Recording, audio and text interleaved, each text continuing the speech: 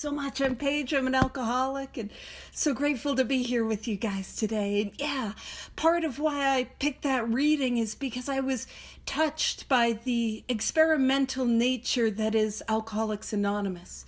Another way that I like to say it is that I was touched by the experiential nature that is Alcoholics Anonymous. You see, I don't know about you guys, but I came to Alcoholics Anonymous with a bad case of I-knows. I know.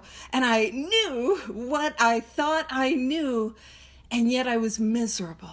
And yet I was unhappy, and yet I could not seem to be of real use to other people, and yet I could not find joy, and yet I could not seem to stay sober on my own power, but I was stuck in the I knows. And here, let me just go like that, and I will do that. And that, and boom, got it. Just thought I'd set that up. Alrighty, and so when we talk about the experiential nature of Alcoholics Anonymous, what I can tell you is that I was held back by old ideas that I was not willing to have a new experience with. And what I want you to know is when I talk about Alcoholics Anonymous being experiential in nature, my experience is that alcohol is experiential in nature. And I'll be honest with you, I had no trouble experimenting with that. In fact, I had no trouble running the experiment of this time will be different again and again and again. And you see, when I talk about this experiential nature of alcohol, please bear with me. Imagine a day. You know, one of those days where it has been a day, you know what I mean? And you are on your last nerve. And I don't know who got the memo, but everyone is doing it wrong. And I'm frustrated and I'm just, and I sit down at the bar or maybe at home, like wherever you're drinking, you know what I mean? But let's for this purpose, let's say I'm sitting down at the bar and I sit down at the bar and the bartender's there and I say, listen, I need a drink. And the bartender says, all right. And the bartender starts to explain the drink that I've ordered. Perhaps the ingredients that go into it. Perhaps, how the hops is, synthesized into alcohol. Perhaps, and describing the hints and the flavors. To be fair, I wasn't drinking much with a hint or a flavor. It was more of a let's pass out and blackout sort of deal. But you know what I mean? And then perhaps I start to get a little frustrated with the bartender, and I'm like, buddy, I need a drink. And the bartender's like, I gotcha. Let me tell you what happens when you take a drink of alcohol. Your liver will metabolize it and it will produce an intoxicated effect. And it's like, man, I need a drink. You see, I don't know about you, but what I was always after was the experience of a drink. And that experience of a drink of alcohol was, that's what I was after. But you see, I come to Alcoholics Anonymous and it's a little like I'm arguing with the bartender about the hops or about the liver metabolizing. You know what I mean? When I come to Alcoholics Anonymous, I want to treat Alcoholics Anonymous as if it were an intellectual exercise, as if I could stay free and happy and have that experience based on what I think or what I believe, and most importantly, what I don't like. But here's my experience. My experience is I was after the experience of a drink, and I am after the experience of Alcoholics Anonymous. I can't stay sober based on my opinions or my thoughts or my ideas of Alcoholics Anonymous. Now, you see, that thing about experientially minded, we often bring it out as it pertains to the second step. But actually, to be experimentally minded in step one, we're given 2 experiments that we can run to decide for ourselves if we are alcoholics. Because I am the one that needs to be convinced. So just like a scientist, it doesn't matter what other people have said or done, and we can base our experience on the research of others, which is to say, I can go through the book Alcoholics Anonymous, and hold up my experience to the symptoms of alcoholism that are presented to me. And I can see if my experience mirrors what is in this book. Just like a scientist that's going through research papers and trying to hold their theory up to that experiment. But if I am not convinced, I can pop into the chapter more about alcoholism. And on page 31, very bottom paragraph, it gives me the first experiment that I can run. It says, we don't like to pronounce any individuals alcoholic. And I always like to say, we don't like to. Doesn't mean we're not any good at it. Just going to throw that out there. We see each other. All right, but we do not like to pronounce any individuals alcoholic. But you can quickly diagnose yourself. Step over to the nearest bar room and try some controlled drinking. Try to drink and stop abruptly. Try it more than once. So if you are unsure about whether or not you are an alcoholic, what, of course, we can do is we can read this book and we can go through the two main symptoms of alcoholism and identify. But if at that point I'm not convinced, well, I can go to the nearest bar room, hopefully a different bartender that'll actually serve me on this one, and I can go for some controlled drinking. I can drink and stop abruptly. And I want to be very clear, what does drinking and stopping abruptly look like? Well, it looks like going out for 3 drinks and stopping for a 24-hour period. That's what that means. And I'm very clear on that because I'm the sort of alkie that'll be like, but I broke the seal when I went to the bathroom. That was stopping abruptly. Or like, well, it's midnight. It's a brand new day. It doesn't count after midnight. It's like I'm little Cinderella over here. The alcoholism just turns into a pumpkin. But listen, I'm ended up behind a dumpster. That sort of deal. And so, have 3 drinks and stop for 24 hours and try that experiment more than once. And so what would that experiment be trying to test? What would I be trying to find out? I'm trying to discover whether or not I have the first symptom of alcoholism, which is the allergy of the body. Do I have this allergy? Do I have the ability to drink and control the amount that I take every single time? Now, when I work with my sponsees, I'm a line-by-line girl. I love to take them through line by line to have that line-by-line experience. And there is not a sponsee that I have ever sat down with, not somebody that I have ever worked with that said, oh yeah, I'm about to just go do that. That sounds like a great idea, Paige. Every sponsee that I have ever sat down with has been like, yeah, girl, I don't need to do that. I know exactly what's going to happen because that is what was happening every single time before that. But yet not every sponsee that I have worked with have stayed sober. So it points to the idea, the conclusion, the logical conclusion that the allergy is only one symptom in my alcoholism. And so if we pop over, if you're bouncing with me, no worries if you're bouncing with me, it's early. The other symptom we can find on page 34. And the other experiment that we can run is on page 34, first full paragraph. It says, as we look back, we feel we had gone on drinking many years beyond the point where we could quit on our willpower. If anyone questions whether he has entered this dangerous area, let him try leaving liquor alone for a year. So that is experiment number 2. Just don't drink for 365 days in a row. You really hope you didn't pick a year that was a leap year. Just don't drink. Just don't drink. And see, what are we testing? Well, I'm testing to find out, do I have the obsession of the mind? And you see, if I have the allergy of the body, if my experience is that once I start to drink, I cannot control the amount that I take every single time, then that tells me I can never, ever drink again. And that's not good news. That's a problem. But that does not make me powerless over alcohol.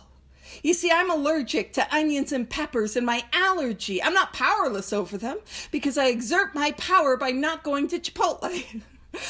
I am not going to have onions. I'm not going to have peppers. I'm going to read some ingredients. Do you know what I mean? I exert my power. But what makes me powerless over alcohol is I come to the morning after fueled with guilt and shame and remorse and self-hatred. And I hate who I am. I hate who I've become. And I see that alcohol has begun to ruin my life. And I say with everything that is in me, I will never drink again. But a day, a week, a month, several months down the line, I get a thought. And that thought happens in my mind.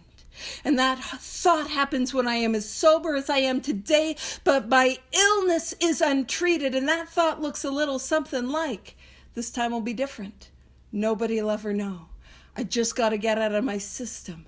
Well, I mean, my problem was drinking with other Calgarians, and you saw how the flames were going. It's not going well. You'd have to drink too, but we're over in Sheffield. It's completely different. No alcoholics across the Atlantic. You know what I mean? It looks like if you're going through what I was going through, you'd have to get drunk too. And so on and so forth. You see, that is what makes my illness hopeless. That is what makes me powerless. I have to stay sober. I need to stay sober, but I cannot achieve permanent, contented sobriety. And you see, this is an experiment because I need to be convinced. It doesn't matter what my friends think. It doesn't matter what my family thinks. It doesn't matter what the judge thinks or the doctors think. Because I am the one that needs to be convinced. And it is only when I come to that place of the end of myself, that I see that I got no other way out. I got no more plans. I got no more designs. That step one experience, I have to stay sober. I need to stay sober. But I know I can't stay sober. And that experience opens me up to the second step. And a lot of what we talk about, that running the experiment, is in regards to step 2 and step 3. This idea, could there be a power greater than myself? Now, here's the thing, in We Agnostics, that's a chapter devoted to the second step. It really is a mental concession. Could there be a power greater than myself? Could this power be greater than my alcoholism? That's what's asked of me. But even in that, it is experiential. So step 2, part 1, is found on page 45. Sorry, I didn't tell y'all we're going to be bouncing around. If you want, everything I do is consensual. Y'all don't need to run this experiment if you don't want to. But on page 45, it talks about, not page 45, page 47. It's the second full paragraph, halfway down the page, 47. We needed to ask ourselves but one short question. Do I now believe, or am I even willing to believe, that there is a capital P power greater than myself? Could there be a power? Now, I'm not going to break down all that it was talking about. But it spoke about, over page 45, 46, it spoke about the barriers that we all come to belief in a power greater than ourselves. And those are real barriers that we all have. But what helps us to overcome those barriers to belief? That if there's a God, why do bad things happen? Why did I go through this? The conception that comes to mind to me feels inadequate. I had religion shoved down my throat. I saw religious people do hypocritical things. All of that. What overcomes and more, but wait, there's more. What overcomes that is my experience. It talks about, have we not had those moments when we're enchanted by a starlit night? Who then made all this? Those experiences where our breath is taken away by the beauty and majesty of nature, holding a newborn in our arms.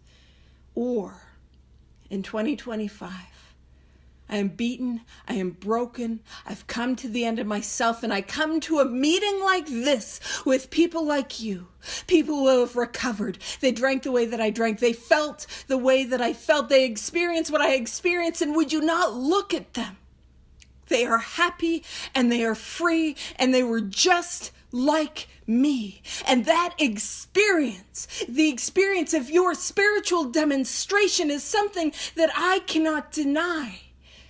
And so all I need to say is, is it possible? Is it possible that there is a power that is working in their life? I don't have it now. I haven't had that firsthand experiment. I haven't run that. But is it possible that they have something I do not have? And with your powerful demonstration, I can't deny it. And so let's talk about step 2, part 2. We can pop over to page 53 if you're bouncing around with us. And so step 2, part 1, came to believe that a power greater than ourselves. I need to believe that there is a power. And step 2, part 2 is, could restore us to sanity. Could there be a power that will take from me that obsession of the mind, the thought that I have that takes me back again and again and again to the first drink, no matter how much I need to stay sober? Well, on page 53, it says, when we became alcoholics crushed by a self-imposed crisis. Rude. It's 7 a.m. Don't call me out so severely at 7 a.m. Self-imposed crisis. How did you know?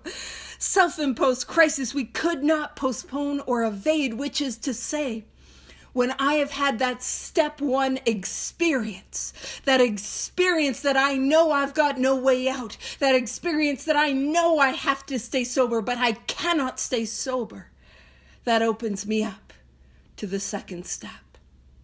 This whole thing is experiential.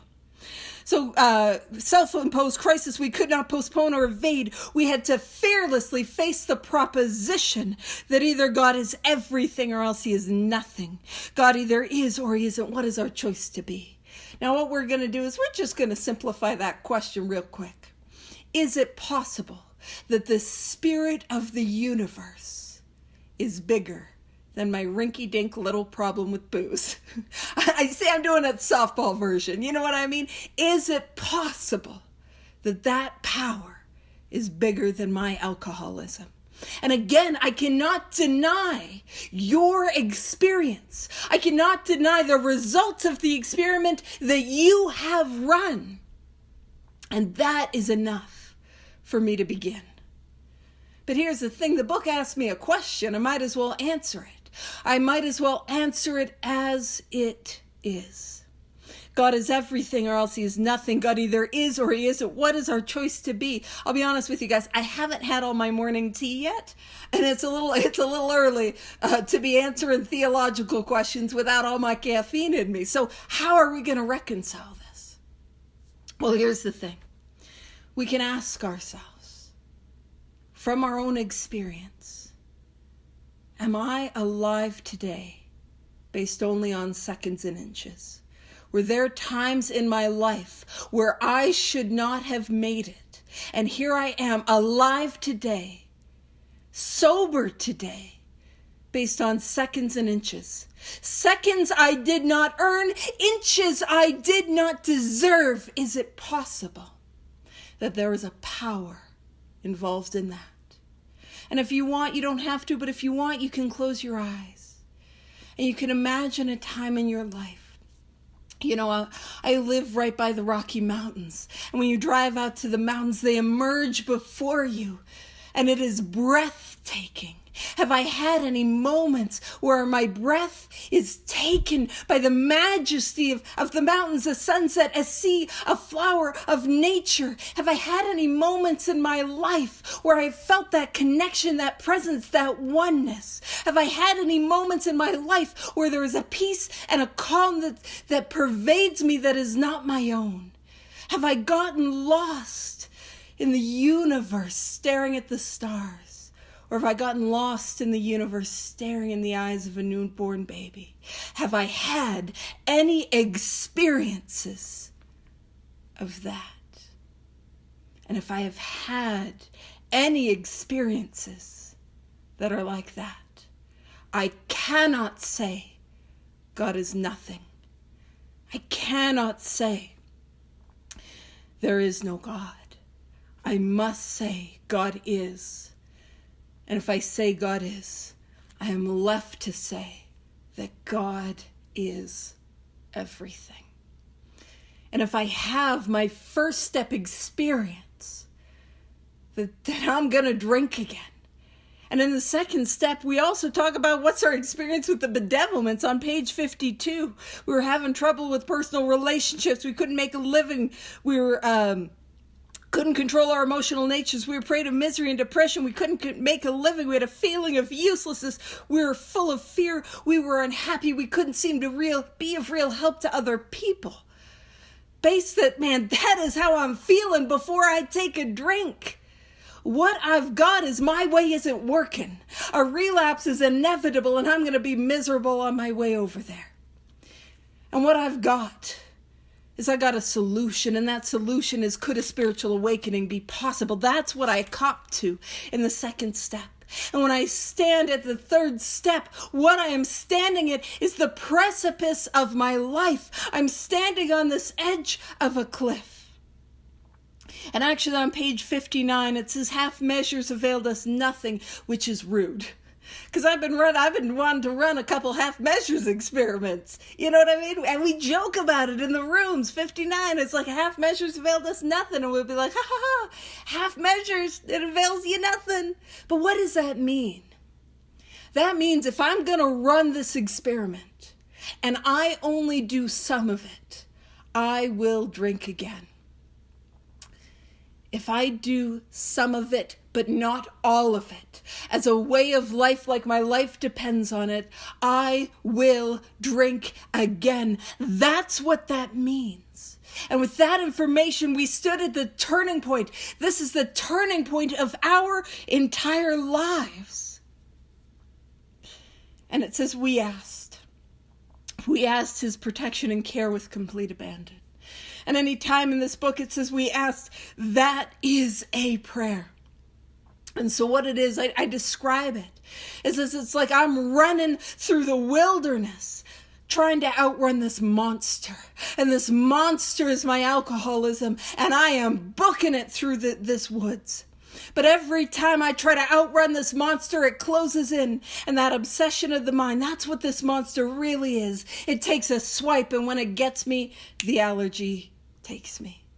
And I'm beaten and I'm broken, and I pull myself up and I try to outrun the monster that is the obsession of the mind. I try to outrun the monster that is the first drink. And here's the thing is I am running. I am giving it my all, and the monster always clears the distance and comes to get me. And I see that I can't outrun this thing, so I start hiding. I'm hiding behind trees. I'm hiding in abandoned logs. Like I'm doing anything and everything, but it always comes and finds me. And then what do? I'm beaten, I'm broken. It gets me again and again. And each time it's harder to pull myself up. Each time it's harder to outrun this thing. And by some miracle, I make it out to a clearing, and I can see that monster barreling in, and I run. And I find myself at the edge of a cliff. And I look over the edge of that cliff, and there is a cloud. It is a cloud of unknowing. I can't see what is beyond that cloud, but what I hear is your voices saying, jump, jump. We've run this experiment. We've had this experience. Jump, take this leap of faith. Work these 12 steps as a way of life, like your life depends on it, because it does. Do it. We promise it's worth it. I don't know if I can trust you guys all the way, but I look behind me and I can see that monster barreling in, and there's nothing between me and the monster. There is nothing I've got to stop that thing from coming. Because I'm out of options, I take that leap of faith. And you see, that's the experiment I'm running. The experiment that I'm going to run is I'm going to work these 12 steps as a way of life, like my life depends on it, because it does. And you see, let's talk about what are the results of the experiment. Well, first thing I got to do is, if I have made that third step decision, I have decided that I am going to do this thing. I know that I'm running the experiment because I'm writing inventory. And when I say writing inventory, I mean writing it. I mean, I'm going after it. I'm working on this thing, and I'm getting through it. You see, the first thing that happens to me is experiential. Now, when it happens to you, you might not see it, but you'll see it in your sponsees when they begin to do it. when they get into that fourth column, when we look for where I have been at fault, there is a palpable, a tangible change. You can see the light begin to come on in their eyes. I know I can't see it in myself when I'm doing it, but who would have thought the magic would be in finding out I was the jerk all along? But that's where the magic is. And I begin to see the world in a brand new way. And then I begin to have a look at my fears. And as I write on these fears, and I write how me relying on me did not work, how me relying on my power was a failed experiment. And I'm writing on how God reliance can overcome this fear. We will experience the four-step promise, one of the four-step promises, which is to say, just to the extent as we do, as we think he would have us, and humbly rely on him, does he enable us to match calamity with serenity. And that is not something that I can experience through thinking about it, through talking about it, through reading about it. I've got to actually do what it says, to the extent that I think I do as this power would have me, which is to say these 12 steps is a way of life. And, honestly, I skipped over the third step promises. So let me back up. It talks about established on such a footing that I work for this power. I'm keeping back on 63. Sorry, I'm bouncing around quickly. I'm aware I don't got a lot of time. Established on such a footing, we became less and less interested in ourselves, our little plans and designs. More and more, we became interested in seeing what we could contribute to life as we felt new power flow in, as we enjoyed peace of mind, as we discovered we could face life successfully, as we became conscious of his presence. We began to lose our fear of today, tomorrow, or the hereafter. We were reborn. Now that promise does not happen at the third step.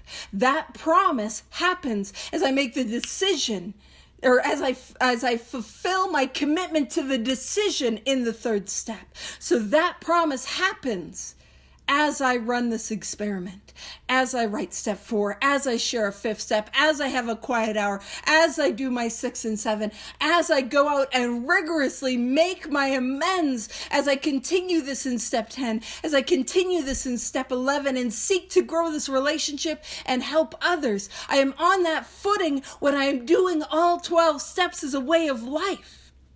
And we know that this is the result of an experiment because I could not do it on my own power, on my own thoughts. I don't care about other people in that way.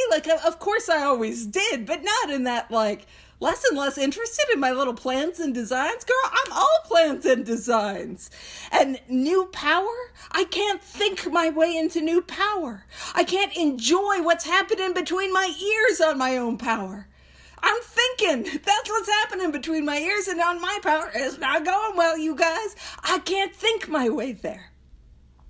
And it's facing life successfully. Man, my entire life I was unable to do that. And I cannot lose fear based on my thoughts or my opinions. I don't know about you, but the more I think about fear, I don't come to an equitable solution. I'm not like, boy, I'm really worried about this. All done. I found it. I found the answer. I'm okay. No, I just find more to worry about.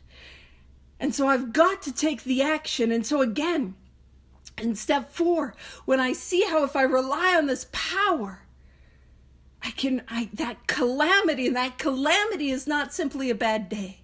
The calamity is the pain and the trauma and the suffering of life, because I am not exempt from the human experience, which is rude because I would like to be, but I am not exempt from that experience. It is matched with a serenity that is not my own.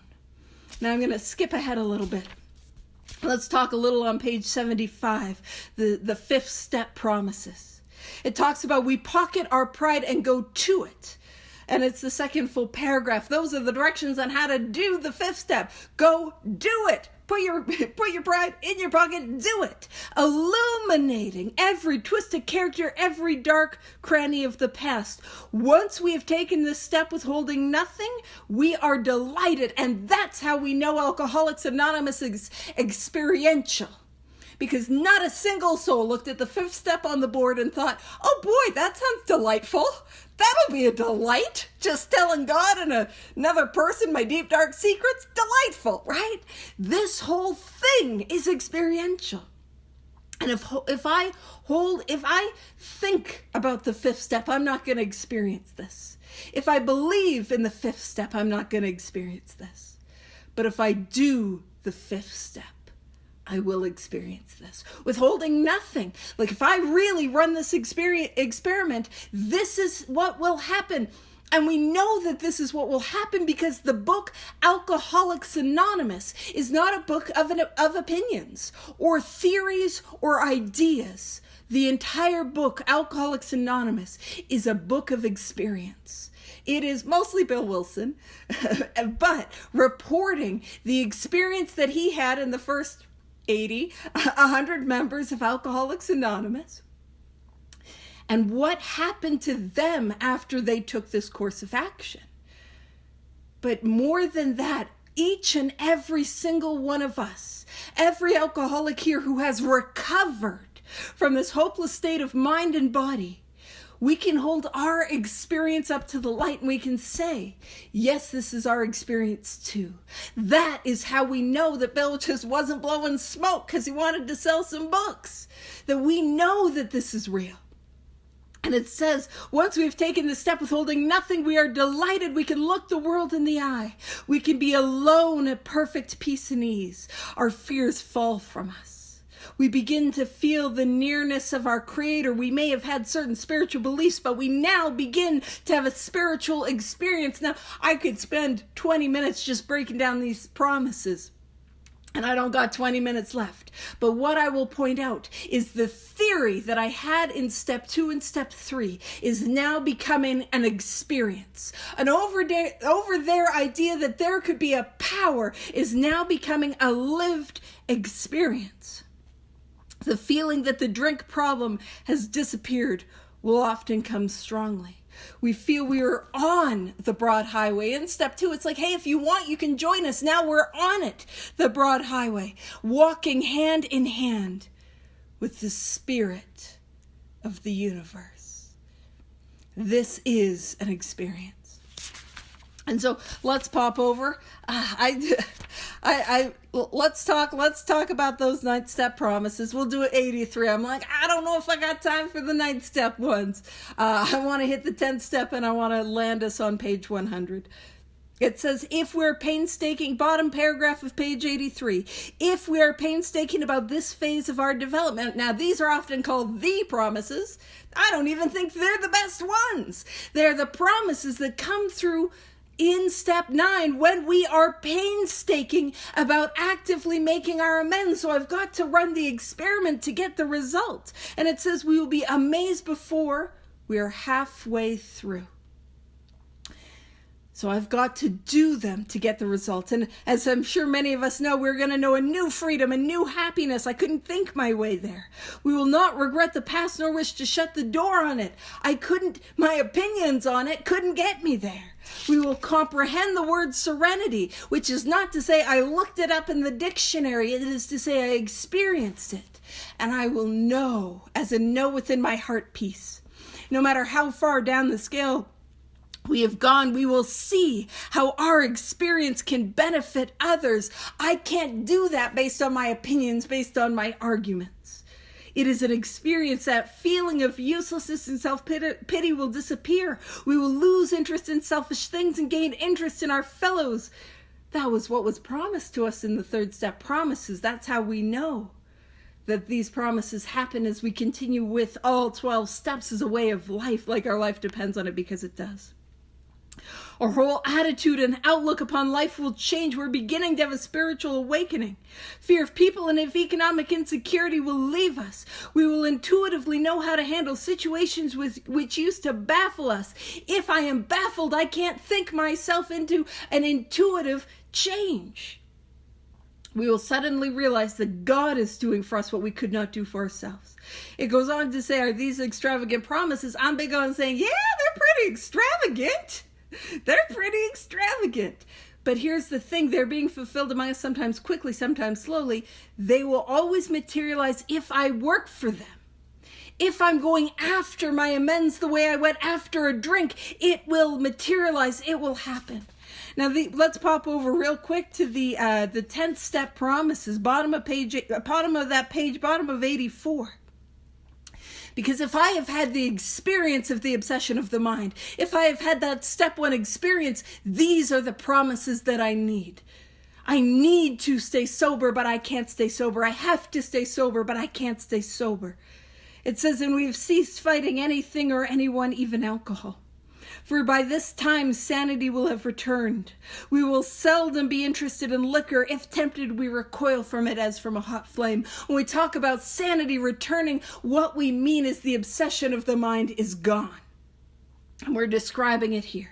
We react sanely and normally, and we will find that this has happened automatically. This is a change that I could not bring about myself. It happens to me. We will see that our new attitude toward liquor has been given us without any thought or effort on our part. I'm not fighting it. It says it just comes. That is the miracle of it. We are not fighting it, neither are we avoiding temptation. We feel as though we've been placed in a position of neutrality, safe and protected. We've not even sworn off. Instead, the problem has been removed. It does not exist for us. We are neither cocky nor are we afraid. That is our experience. That is the result of our experiment. When we work these 12 steps as a way of life, like our life depends on it, because it does. And we go through 4 through 9 quickly and thoroughly. And we continue that process in step 10. And we go from there to grow it, to deepen it in 11 and share others in step 12. That is our experience. That is how we react, so long as we keep in fit spiritual condition. That is the result of the experiment. That's what will happen. And now there's some 12-step promises. They kick off on page 89, working with others, and it talks about that nothing will, and I'm just going to paraphrase real quick, nothing will ensure immunity as intensive work with alcoholics. I can run that as an experiment. Why don't I carry this message to alcoholics and see what happens? But it talks about how life will take on new meaning, to watch people recover, to see them help others, to watch loneliness vanish, to see a fellowship grow up about you. This is an experience you must not miss. I can't have that when I'm sitting around in my mind arguing about actions I don't want to take. But if I take these actions and I share them with others, I will experience the miracle, not just in my life, but in their life. What I'm going to wrap up on with the 2 minutes left. Last promise I'm going to touch on. Page 100. It says, both you and the new man must walk day by day in the path of spiritual progress. So I've got to work with others. I've got to continue to grow spiritually. Many of us have run that experiment. What happens when I get complacent? And I find myself back to page 52 pretty quickly, those bedevilments. And if I stay bedeviled, I'm going to get drunk or I'm going to kill myself. It says, if you persist, remarkable things will happen. When we look back, we realize the things which came to us when we put ourselves in God's hands were better than anything we could have planned. So how do I put myself in God's hands? Well, I got to take that leap of faith that I was talking about in step 3. And I got to work these 12 steps as a way of life, like my life depends on it, because it does. And when I stood at the edge of that cliff, I didn't know what the results of my experiment were going to be. I didn't know what I was going to find beyond that cloud of unknowing that I couldn't see. And I didn't know where I was going to land. But every single time I take that leap of faith, I find myself safely and securely in God's hands. A God I didn't like, a God I didn't believe in, a power that I didn't know anything about. But I begin to experience. And if that is you, you're standing on the edge of the cliff and you're not sure what's going to happen. What I would encourage you is take this leap of faith and let us help you run this experiment, and let us help you find all of the results that we have found. Our very life depends on it. Thank you for the opportunity to share.